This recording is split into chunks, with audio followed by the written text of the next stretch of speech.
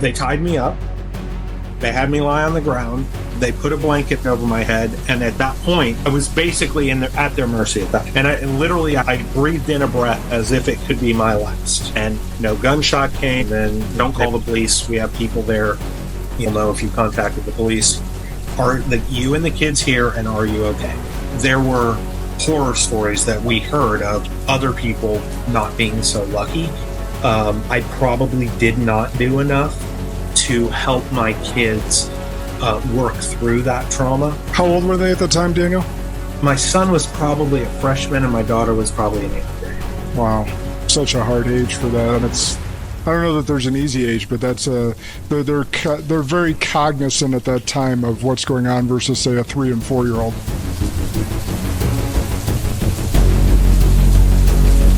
This is Sparta!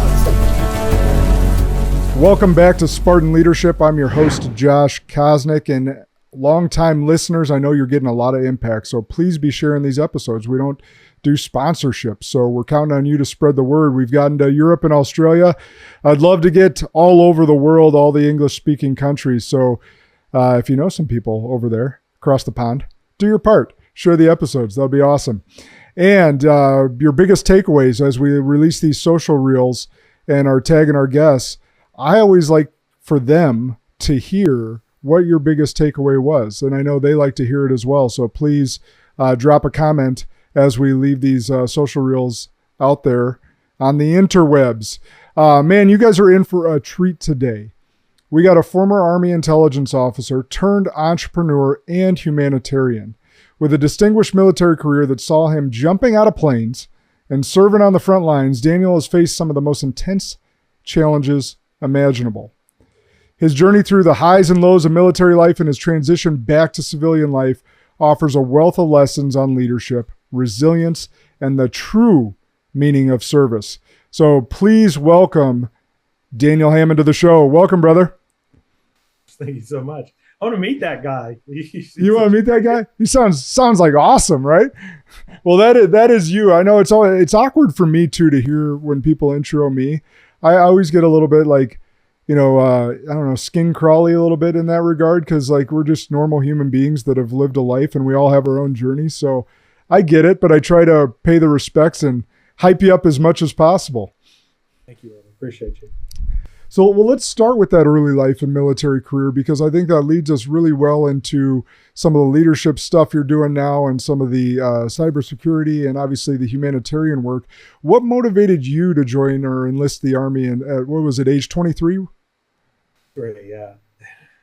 This is probably going to blow most of my military friends' minds, but I joined the military to work less hours. I was managing a Little Caesars Pizza and, restaurant management is hard and you're working a lot of hours and, you're depending on minimum wage workers to show up on time. And when they don't, you have to fill the gap. And, I also was at a place where I didn't see a path forward for advancement for years and years. I was a certified training manager at age 23. And, the next step up was district supervisor. And I just didn't see that realistically happening for, 4, 5, 6 years. And I thought, let me do a military career where there is advancement built in. So that was really it. It wasn't like your family did it. It wasn't sense of service. It was like, hey, I'm going to work less hours, but have some advancement and some actual feeling of service. And the experience that I got certainly in the military is not like anything that you would get in corporate America, right? You're constantly interesting things. I color outside the lines a little bit more than most people, not breaking laws, but I was often the person that got sent places when nobody knew what it was going to look like on the other side of that. And I'm very fast at figuring out things.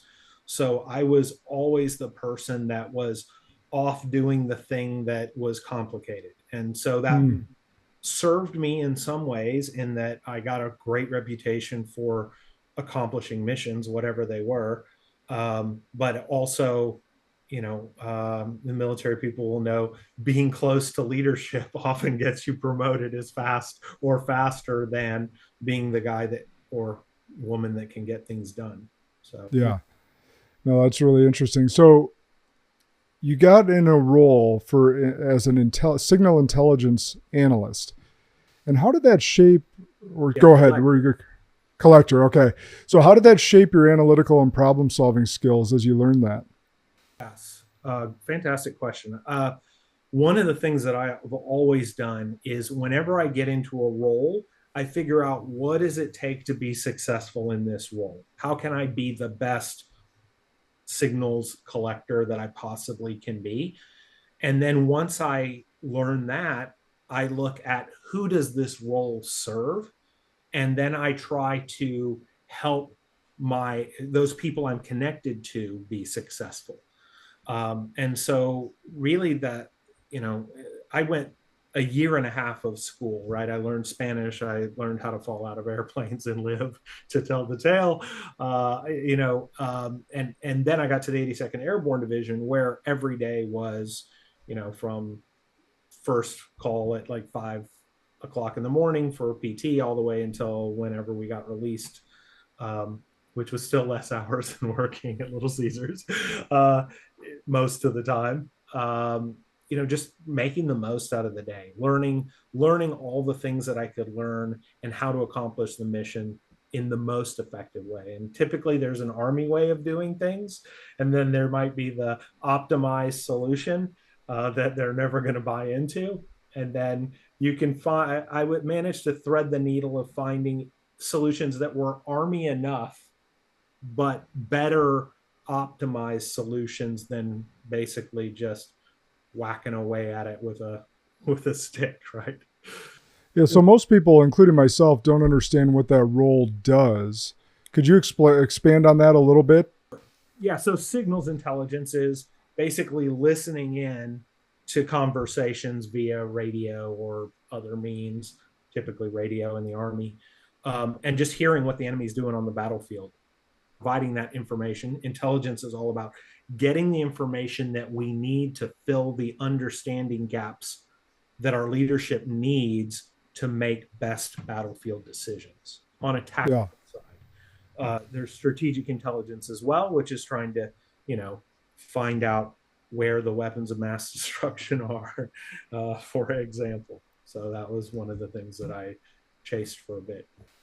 That's really, really interesting. And obviously a very important position because, as we know, even just in the business world, data drives a lot of different things in decision-making processes. And in your instance, it's helping formulate better plans of attack to keep people alive and to win the mission. Yeah. And there's added layers of complexity. I was mostly a direction finder. So my goal was to find out not only what the enemy was saying, but where they were on the battlefield by triangulating where the radio signal was coming from. But we also had teams that did jamming. So you could either get on the frequency that they're on and just send such power through it that they couldn't talk to each other. Or if you were a good enough linguist, you could get in and pretend to be somebody you're not and misdirect the enemy to do something that gives you a battlefield advantage. Like tell them that there's a chemical weapon attack and that they should all get out of their vehicles and put on their equipment as your tanks roll over the hill, and they're all.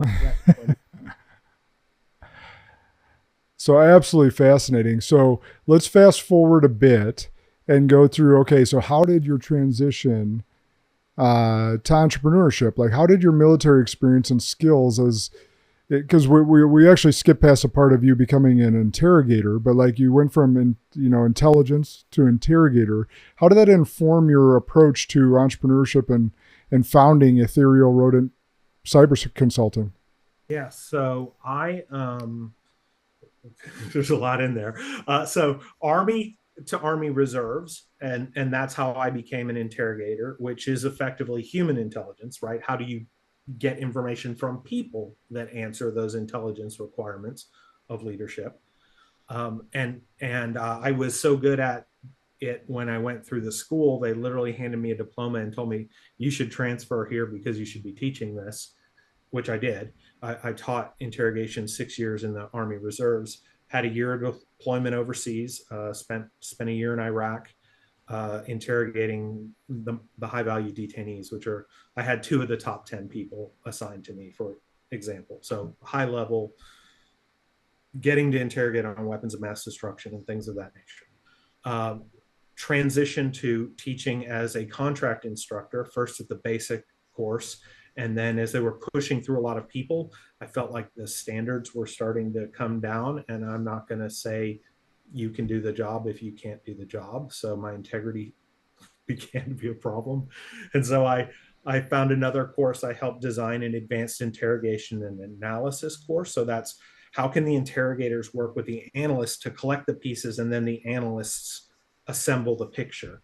And that was really good. I did a lot of the scenario design. Like I designed architect a week-long exercise where there were 80 people you could talk to, some of them very irrelevant, but all with little pieces of the puzzle and differing levels of difficulty in how to get them to cooperate in a Geneva compliant way, of course. All interrogation should be Geneva compliant. Good disclaimer in there. From there, I lived in Honduras for 5.5 years. That's really my first bite at the entrepreneurial apple. My wife that I married, my first marriage didn't survive my first enlistment. Got remarried to a Honduran entrepreneur, helped her run her textile export company. Did that for 5.5 years. We got home invaded, guns at our kids' heads. Give us all your stuff. Fortunately, the kids and the family came through. But through that, I met a man who owned a physical security company. He came over to tell me all the mistakes I'd made in my security. He walked around my house and he was like, "Oh my goodness, you know what you're doing." And I was like, "Yep, but if workers leave my gate wide open, all the precautions in the world don't really matter." And so I ended up running his physical security company for a while. He was bleeding money. He said, "Do you think you can help me figure out what's going on?" I helped create new revenue streams. I worked with an ex-minister of security to protect some critical infrastructure. Did consulting on kidnappings and money drops. Interesting things that you don't do in the U.S. very often. And that was going pretty well until the president of the country raised minimum wage 69.5%, which is a pretty heavy hit for an entrepreneurial company that was operating with a lot of debt. And so I couldn't save the company at that point. So we signed it over to the employees. And I came back to the US, worked for Bank of America Merrill Lynch doing cyber intelligence. So that's all of the bad guys. Who do they target? Why do they target them? Did that for about 3.5 years until I became sort of the lead analyst for strategic nation state threat. And then I got into cyber exercising. And that's about the time that I actually started my company. When I saw a gap, we were looking for a specific solution and nobody had it. And I was like, well, maybe I should start my own company and just quit my job and go provide that solution to the world. But it ended up not happening. So, I started my company in 2014 and it was ready for me when I was ready to transition out of the bank. I did cyber exercises after that, which are designing cyber disasters for leadership teams to think through, well, what would we do if we were ransomware? All of our data locked down. And yeah, I was just going to say, there's too much that we cannot gloss over in that just synopsis you put. So basically with Daniel here, as you guys are hearing, the Dos Equis commercial is the most interesting man in the world. We're probably based on Daniel's life. So let's go back to little pieces of this. Let's go back to, we can't gloss over the fact that your family's held at gunpoint. most people, especially us men that are providers and protectors, that's got to be worst imaginable scenario, regardless if you're in the military and are trained to kill people or not. Like, that's worst imaginable scenario. What's going on in your head at that time, and how do you provide for your family's mental health after that? Yeah. Fantastic insights for one. I mean, you know, as much as you can think how well you're trained, it doesn't matter when the people come in and they already have guns at your kids' heads. The fight's already over, right? That's not the time to fight. I have, for whatever reason, just sort of always been the case that my flow state is everything's on fire and nobody knows what to do. So as soon as they came in, I just took charge and I said, look, I'm going to show you where everything valuable in the house is. I'll help you load it. I'll show you where it is. Just don't hurt my family. And I just led them to our valuables and helped them. And definitely it was, they tied me up. They had me lie on the ground. They put a blanket over my head. And at that point, you know, I mean, I was basically at their mercy at that point. There was nothing, you know, and I breathed in a breath as if it could be my last. And no gunshot came. They brought the rest of the family into the room. They were tying them up. They told them, you know, to just chill. There was one guy that wasn't drug addled. And he's like, hey, it's okay. Just wait 20 minutes. And then, you know, don't call the police. We have people there. You know, we'll know if you contacted the police, you know, so don't do that. And you know, I couldn't see. So after I heard them leave, I said to my wife, I said, are you and the kids here and okay? And she's like, shh. And I'm like, I have to know, are you and the kids here and are you okay? And as soon as she said yes, I said, good. And I waited 5 minutes and then I got up and, you know, secured the house again, untied the rest of the family. I mean, that's all I could do. And certainly there were horror stories that we heard of other people not being so lucky. I probably did not do enough to help my kids work through that trauma at the time. How old were they at the time, Daniel? Like my son was probably a freshman and my daughter was probably in 8th grade. Wow. Maybe 1 year younger. Actually, I think they were 1 year younger than that. So 7th and 8th grade. Wow. Such a hard age for that. I mean, that's, yeah. I don't know that there's an easy age, but that's they're very cognizant at that time of what's going on versus, say, a 3 and 4 year old.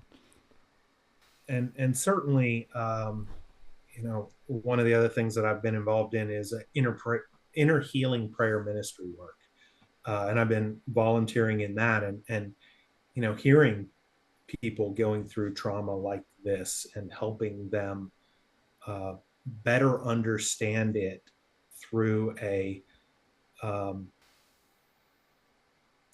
to let go of the negative stuff of that trauma and kind of put it to rest and understand that it doesn't define who they are.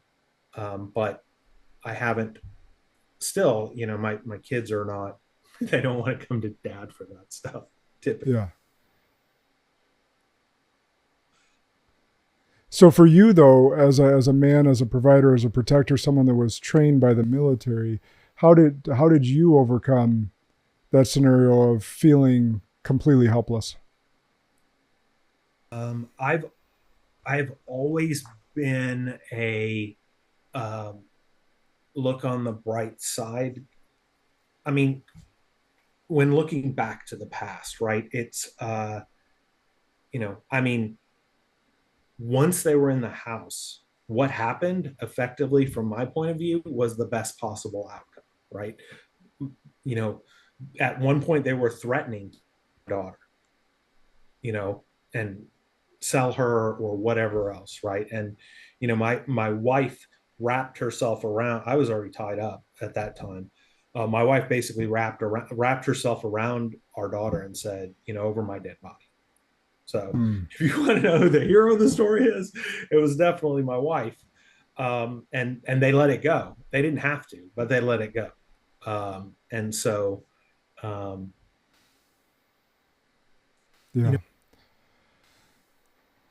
there were families that I knew of, especially after I started working for the physical security company, that weren't that lucky. I mean, the levels of horror that can happen if your home invaded by a bunch of drug addled people.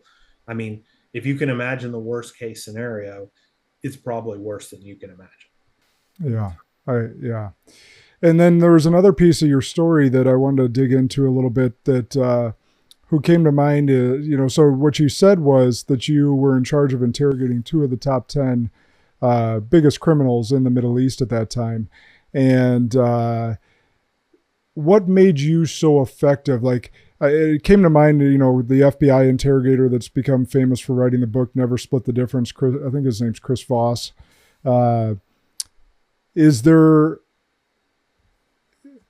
first of all, do you agree with his methodology in that book? Because it's become quite popular in the business world. I love the book. Yeah. And, his was more of a negotiation, negotiating with kidnappers. Right. And there's a lot of similar skill sets. I love the book. I thought Never Split the Difference was an incredibly well-written book, but there were also times in that book where Chris made an assumption about somebody, and I was like, what? Whoa, that's not going to go well. And typically, it didn't always go well, right? It was, he was like, okay, I sent the guy to go do this. And I'm like, well, why would the person come back? And then they didn't come back. And then, because there was no motivation. They didn't have skin in the game. So, and again, I don't think I would be half the negotiator that Chris was. I actually did do a little bit of consulting on kidnapping and money drops, but not, but I was certainly nothing like what Chris has done. Interrogation is very interesting in that you're typically talking to people that have a negative view toward you and your country, and so you've got to find that common ground or that reason why they should cooperate with you. And it is having taught it both at the basic level and at the advanced level, it's about finding what's important to that person. What's more important to that person than how they feel about you and their country, and then just tearing down boundaries. I think a lot of it is people have, create the leadership of our enemies will tell their soldiers that we're going to be horrible to them. We're going to torture them. And then when we, feed them and give them a hot shower, they're confused. They're like, what? I don't, this isn't what I was expecting. And so, from my perspective, the Middle East, I very quickly saw that the values were different there. They didn't, if you went in there and you brought in your Judeo-Christian values, you're going to have a problem connecting. Some examples: the people that I was interrogating that were older, they didn't know the names of the kids, even in their family. So their nieces and nephews, those were like the oldest son of my, brother, right? They didn't even necessarily know the name. It was very tribal and very, generational. There were these divisions where you just didn't know. And I was in my 30s talking to, 60-year-olds. And so already I had to overcome that and earn respect. And I did that just by giving respect and listening to what mattered to them, and, family, and, obviously the long-term health of their country. And, you have interrogation.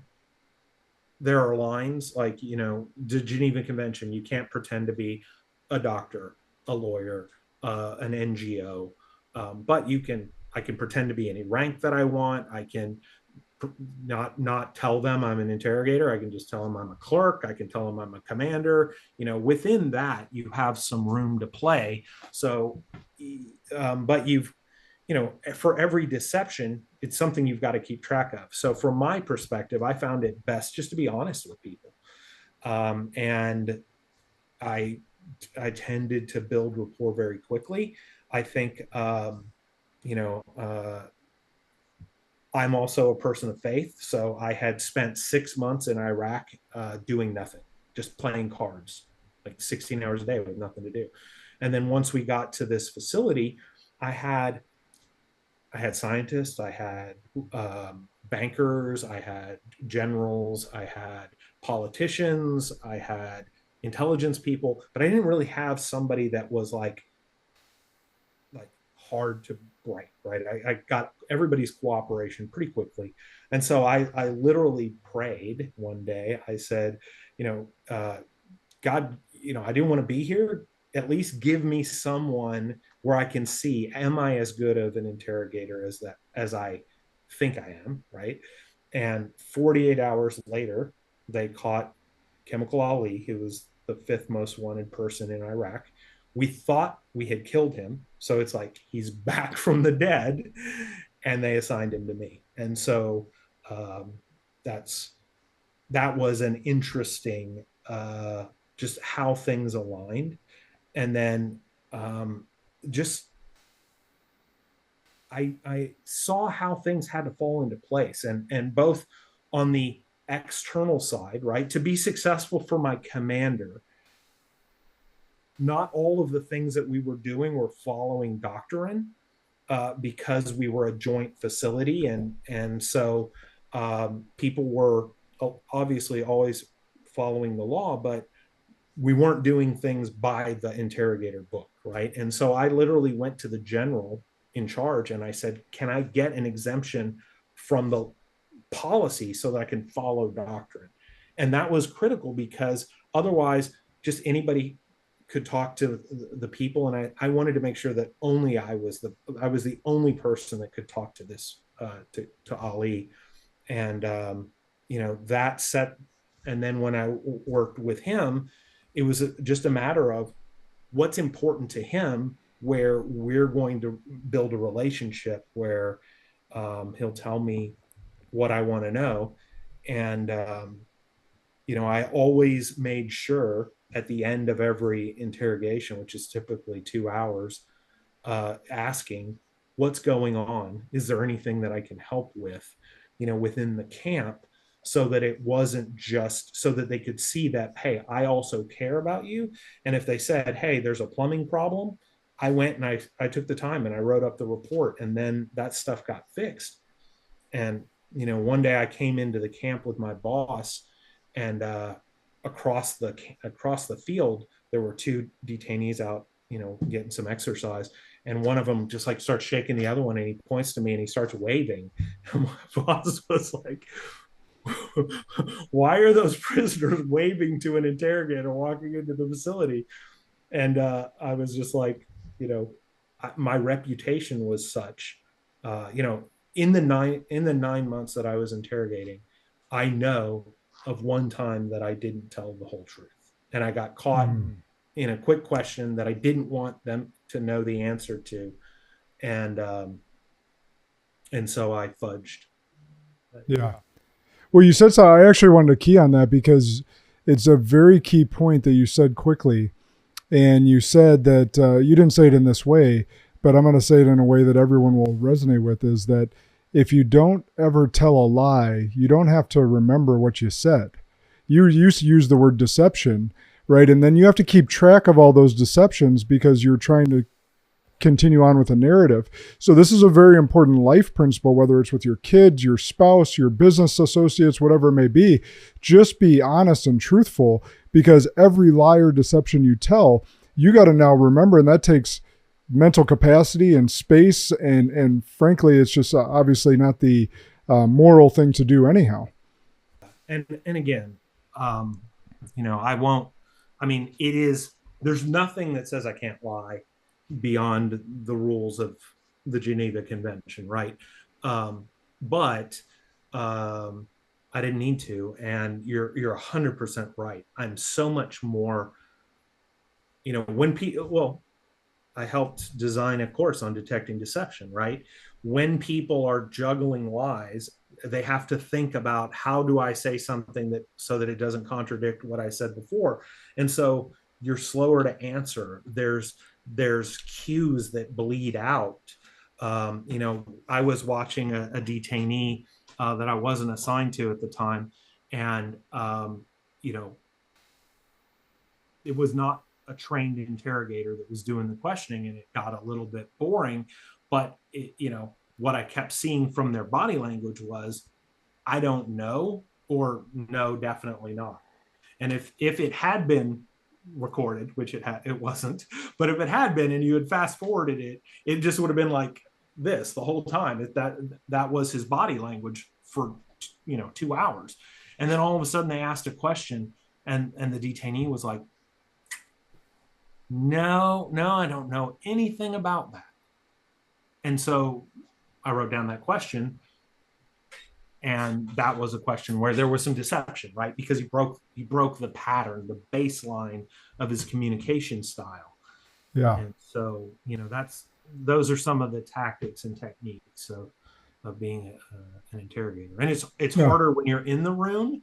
You may miss some things, but it's super important. Like, one of the things that I did was, I didn't like to interrogate with a table between me and the person I was talking to, because I wanted to see, are they fidgeting? Are they nervous about stuff? I want to be able to monitor that.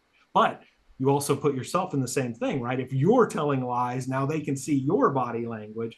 And even if they're not trained, I think it bleeds through. It's just a little bit of mistrust.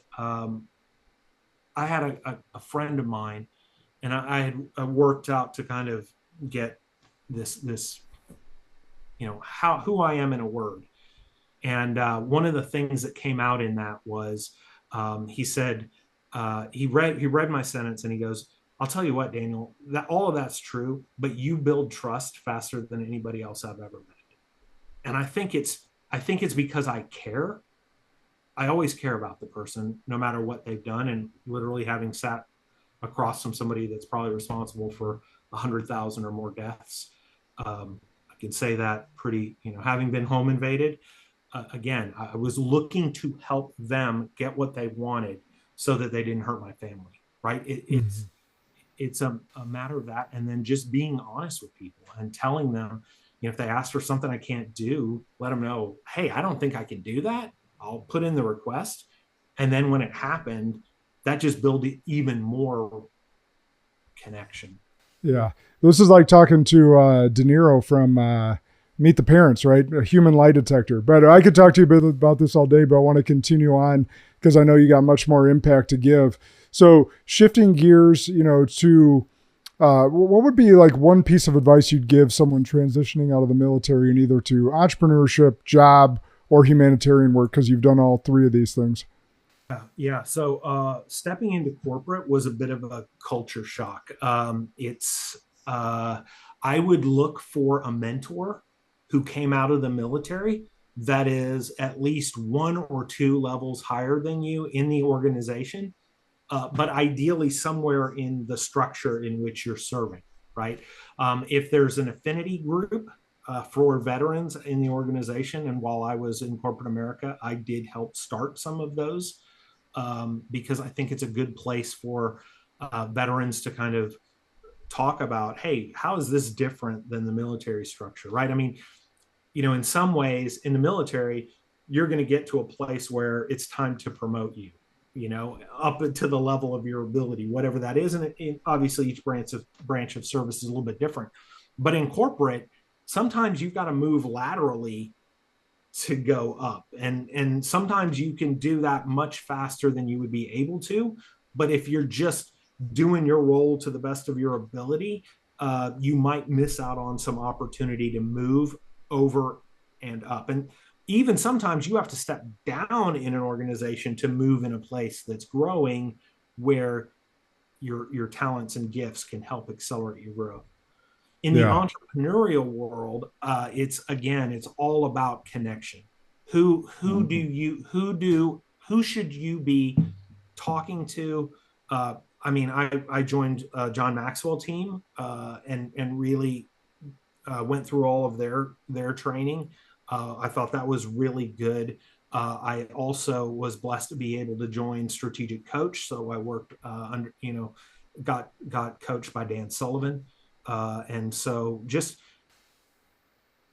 find people and look for ways that you can add value to them, and you will find opportunities. And it's sometimes, you know, it's like the baseball. Every time you go to the bat, every time you go step up to the plate, you don't hit a home run, right? But sometimes hitting a pop fly that advances a runner still helps the team win, right? And so you've got to look for those opportunities to grow, and just connecting with people who are further along the path you want to go down. Even if you're starting out in life, even before instead of going to the military, figure out what you want to do, and read books about people who've done it, and find people who've done it, and just ask, for advice, right? What would you do if you were starting over again, Josh? And this is what you wanted to become an awesome podcast host, like top rated. Yeah. Yeah. That's great advice. So seek to add value and opportunities will come. That is a great advice in that respect.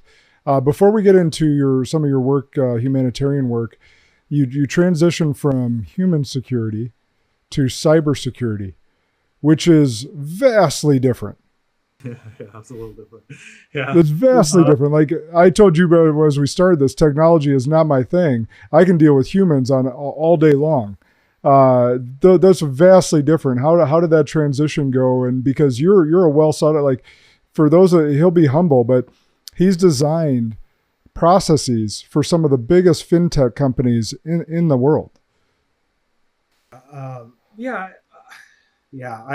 Cybersecurity, really in the cyberspace, again, people think cybersecurity is complicated, but really most people, even those in cybersecurity, don't understand how complicated it is.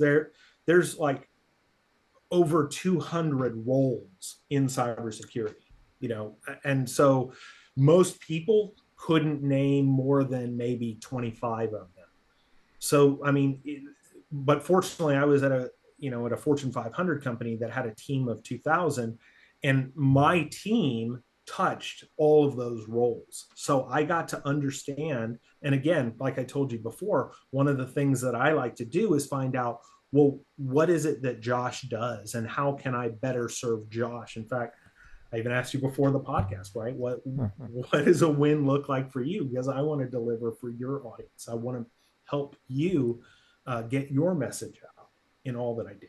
And that's really where my business model has gone is, I don't want to run companies. I don't want to, but what I'm really good at is very quickly solving complexity. And so, when entrepreneurs get stuck, rather than spend the next 6 months untangling stuff, a 20-minute phone call with me can often just lay out all the pieces so that they can see, oh yeah, I can solve this. I understand what needs to happen. That's really good. All right, I gotta pause going into your humanitarian work again, because I got another question that popped to mind. You've seen some of the worst in the world, some of the people, like you said, that have been largely responsible for the deaths of thousands, if not hundreds of thousands. And yet you're faith driven. How do you, I don't know exactly how to ask this, but how have you blended the two with your deep faith in God and also seeing just the absolute evil that exists in this world? Well, for one, I think it's we are all created equal. I've never met someone in my life that I felt was less than or greater than me, right? And that's sort of interesting in that, that's the poor of Honduras, and it's the CEO of Fortune 500 companies. That I nothing. I've worked with cabinet level officials in 4 countries in 5 completely different job roles, and not because I ever sought any of those opportunities. They just flowed to me, and my goal is to serve whatever capacity that I'm doing to the best of my ability. And then really, we all make choices. And being a Christian, we all fall short, right? There is only, from the Christian perspective, there was only one person that crushed perfection, right? And it literally crushed him. So, to the degree of how bad of a person you are is very subjective, and it can be wiped away by the sacrifice of Christ. So I was having a debate with a very good friend of mine who is a biblical scholar, and he was trying to sell me on that X church was better than Y church, denomination type thing. And I said, yeah, but it doesn't really matter. I mean, I go, if Hitler, with all the horrible atrocities that he did, if he in his last second of life accepted Christ and confessed his sins, would he go to heaven? Yes or no? The road that you take to get there, that salvation is available to everyone. And it's my job to reflect understanding and compassion wherever I can. And again, that doesn't mean that I'm a pushover or that I'm going to let people, if I have a button to push, it's the injustice button.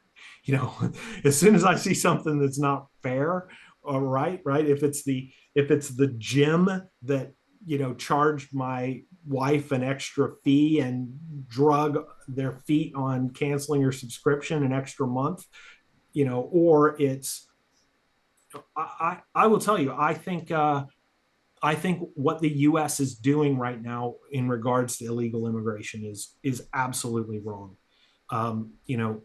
Wink, wink, get to the country and we'll let you in, but then that you don't have legal status. I mean, you're effectively creating a 2-tier system, and those people who come are first of all human trafficked.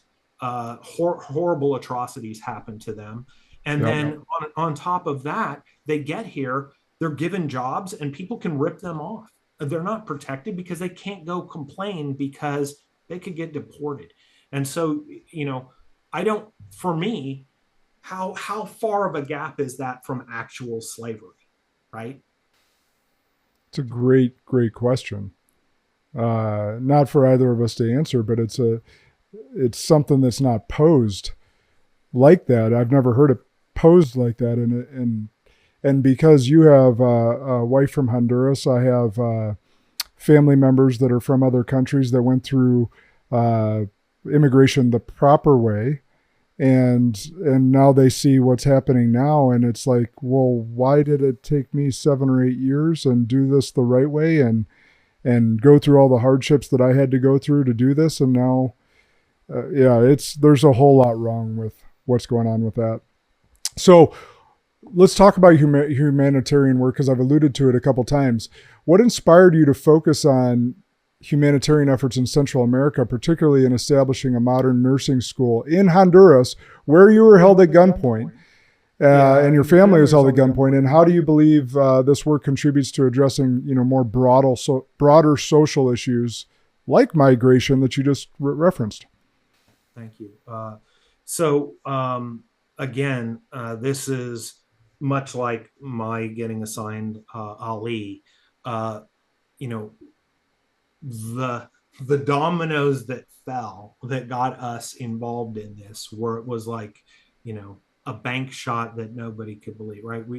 There was a young lady at our church who was about to become a nurse. She was I don't think she'd even graduated high school yet, but she was selected to represent 5 states at the United Nations for the women's conference that they have, international conference.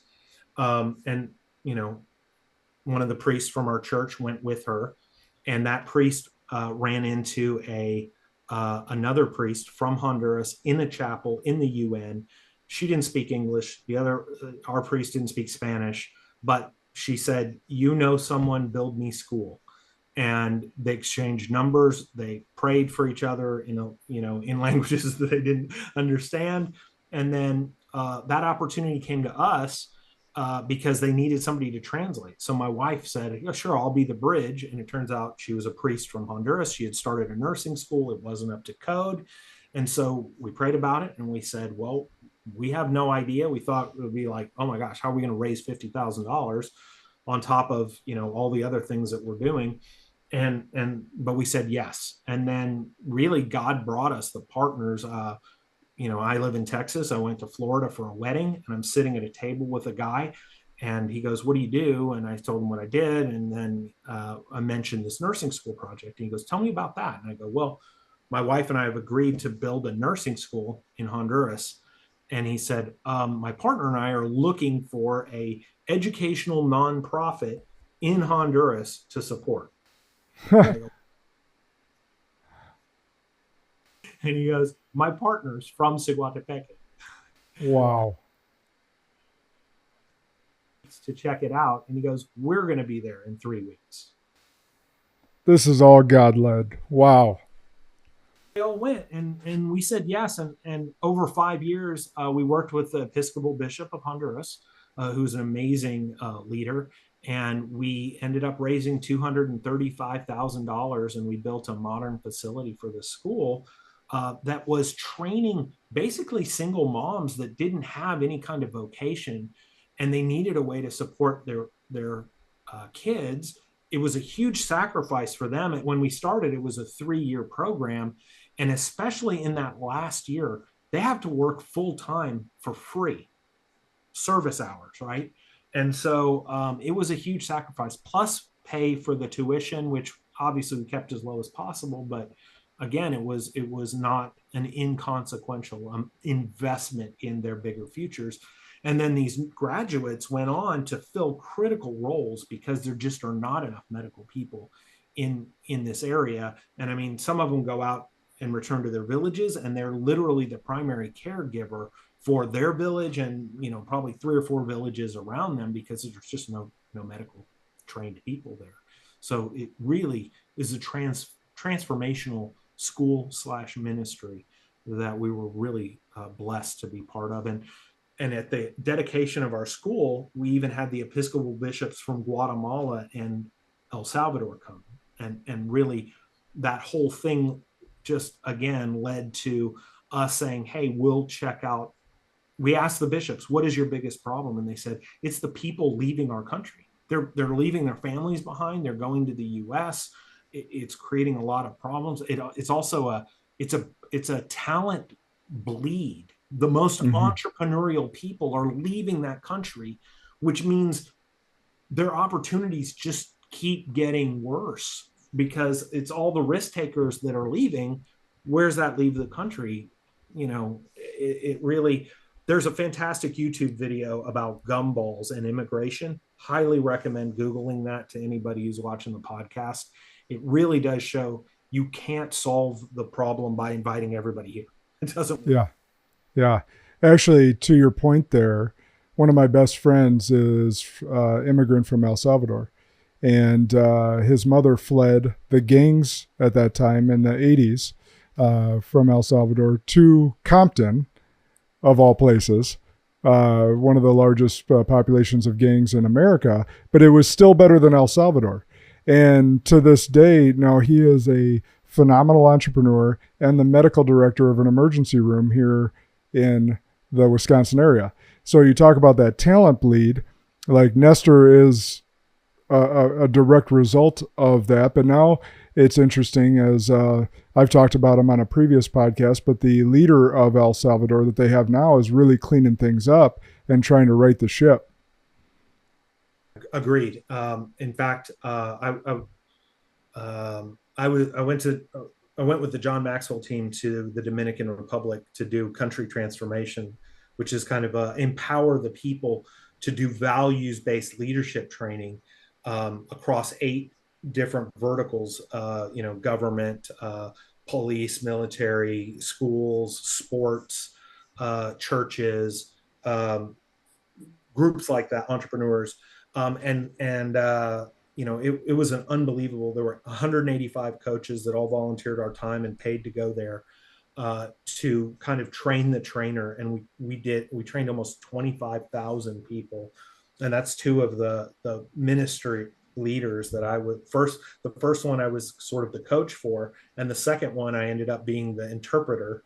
I'm not the best Spanish interpreter, but I said yes, and I did my best, and she was very gracious in my Spanish. But ironically, I caught COVID coming back from the Dominican Republic, which caused me to miss my trip to El Salvador with my team, who met with the vice president of the current administration, and kind of feel a little bummed out about that. But I'm sure God will present another opportunity for you. I'm a big believer in this, and you're a perfect walking example of how God doesn't call the qualified, he qualifies the called, or the opposite of that. I think I said it wrong. But he doesn't qualify the called. I'm totally botching that right now. It's something that I've lived by. But anyhow, he's qualified you in a very special way. And you've gone on to say yes to many different things because of that. And you've changed, thousands of lives as a part of that, from your military experience now to your entrepreneurial experience and humanitarian experience. So I have just a couple closing questions. How do you believe, because you have such a vast experience from interrogation to human security to cybersecurity, and also your leadership training with Maxwell and Sullivan, how do you believe asking and being asked great questions can change lives and ultimately change the world? Great question. I mean, I've done a deep dive. Literally in that advanced interrogation analysis course, I created a course on how to ask the questions, right? And there's a technical skill to it. But I think more importantly is, first of all, questions are a great way to connect with people, because when I ask what you care about, that strengthens our relationship, right? And not just hey Josh, how's it going, right? But like being able to keep track of some things, knowing what you want is super important to make sure that you're asking the right questions. This isn't something I mastered, in a day or a year or 5 years, right? I'm still learning, right? I was recently asked by, on a call with Dan Sullivan, right, who's a great teacher of entrepreneurs, and the Dan Sullivan question is one of the best questions if you Google the Dan Sullivan question or go to Strategic Coach, it is a fantastic question to better understand what does the person in front of you hope to get out of life. What matters to them, and what does success look like to them? So that's a great question. But Dan basically had teed up a conversation where he said, to be truly great, you have to only do one thing. And as you can probably tell, Josh, I do a few things. And so it forced me to consider, what is the one thing that all of the things that I'm successful at really boil down to? And, I think I focus and multiply the genius of others for the betterment of the world. It's not so good. Want to do successful in the world. It's how many people can I help be successful for the betterment of the world. So that's me knowing my role and how I think God created me to help empower others to be successful in what God calls them to do. But stepping out of our ego, man, if everyone took that posture, Daniel, how great would this world be? If all of us took the posture, because I believe I probably have never articulated it as well as you just did, because I see myself as that too. I truly want to harness the greatness in others and ask them questions and help them develop their own vision because I believe it's our job to define and figure out what our true gifts from God are, and then give them back to the world in the service of others. So if everyone took that posture, this world would be such a better place. And to be completely candid, this is not something I was doing in my 20s or 30s. I mean, I was living with integrity and I was living as a believer, but I wasn't fighting the spiritual battle, right? That's something that came much, much later. That was in my 40s and 50s that I really got engaged. And, I know what to say yes to, and I know what to say no. And that's powerful as well. I'll help anybody as long as I see that they're not doing something that makes the world a worse place. But I'm excited to help people that are actively doing kingdom work or just serving the good of the world, right? And I think a lot of the things that are at the top down that are sold as, global good, I don't believe in that. I think that those are actually levers for evil. Things like, saving the planet via carbon dioxide monitoring. And I think it's corporate indulgence, right? It's like when I buy this saint's knuckle and now I can commit all the sin I want, right? The right thing because it's the right thing. They should absolutely be good stewards and do the right thing, but it's not about like filling up some magical jar with penance or 100%.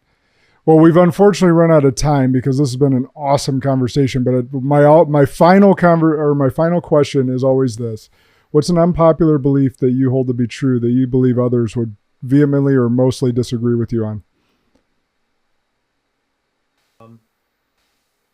That's a great question.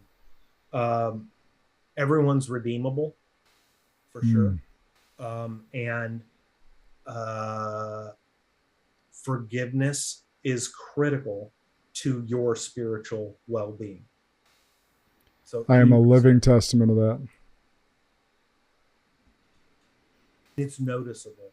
I mean, when you can let go of that stuff and have it not clogging up your filter, whether you call it limiting beliefs or spiritual strongholds or whatever you call it, it's places where you let the enemy have his claws in you and control your life. Those are the things that I just let go of that. I mean, and you don't have to be best friends with that person who abused you, but truly, if you forgive them and turn their justice over to the Lord, you're going to live a much happier and lighter life. I mean, it's a good place to be. I wholeheartedly agree. All right. So where can people follow you or reach out to you should they choose? LinkedIn is the best place. My company is our Business Interrogation.